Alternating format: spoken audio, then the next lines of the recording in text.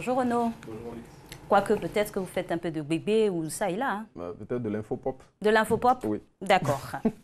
Alors, on démarre aujourd'hui dans cette revue de presse avec les mesures toujours contre la lutte contre le coronavirus.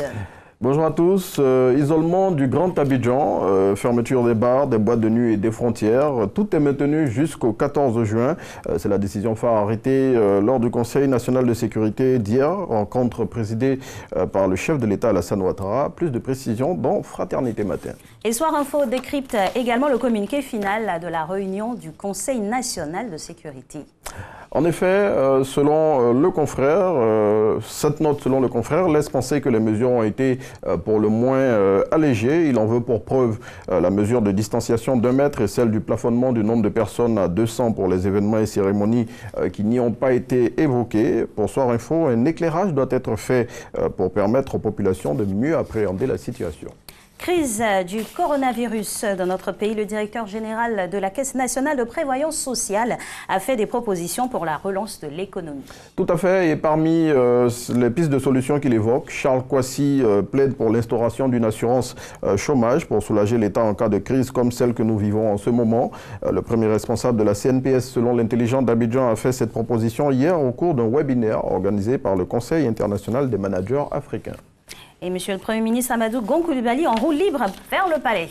C'est ce que barre à sa une le quotidien L'Expression. Selon le confrère, à 5 mois de l'élection présidentielle, tous les voyants sont ouverts pour le Premier ministre et tout indique qu'au soir du 31 octobre 2020, le candidat du RHDP sera le nouveau locataire du palais présidentiel d'Abidjan Plateau. Et toujours dans la politique, le quotidien Le Matin évoque des malaises au sein du PDCI-RDA.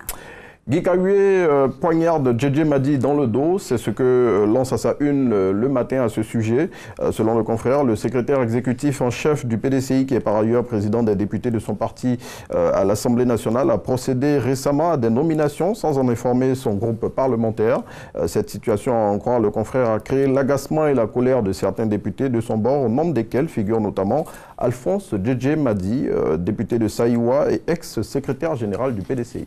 Et on ne pouvait pas passer à côté de cette information qui émane bien sûr de la Cour pénale internationale qui a rendu une nouvelle décision dans le procès de l'ex-président ivoirien M. Laurent Gbagbo et de son ex-ministre de la Jeunesse.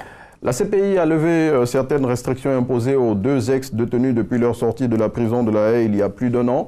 Le nouveau réveil dubitatif là-dessus, il consacre sa une avec ce titre. La CPI a tranché hier, Gbagbo et Blé Goudé libres, 3 points de suspension. D'accord, à suivre donc. Le Jour Plus fait la lumière sur les instruments mis en place pour l'autonomisation de la jeunesse. Le confrère, dans son édition de ce jour, dit tout sur les grands projets du gouvernement au profit des jeunes que sont notamment le PGDEC, le C2D, le PRISE ou encore le FACI et les invite à se les approprier. Pour tout savoir sur les conditions à remplir pour en bénéficier, il faut se procurer le Jour Plus de ce vendredi 29 mai 2020. Voilà, adresse à la jeunesse. Donc on referme cette revue de presse avec Biche. Et oui, l'hebdomadaire satirique consacre sa une fois de plus au coronavirus. Pour le confrère, de mémoire d'humain, jamais une situation n'aura autant bloqué le monde et même si des remèdes sont en train d'être trouvés, oui, je demande d'être fair play et de reconnaître que le coronavirus a remporté le premier round de sa bataille contre l'humanité. Et c'est votre mot de fin? Oui. J'ai cru que vous alliez terminer avec « Aouh !» C'était de l'infopop, non? Oui, l'infopop, mais nous, on ne termine pas comme ça. Vous terminez comment? On ferme avec une information.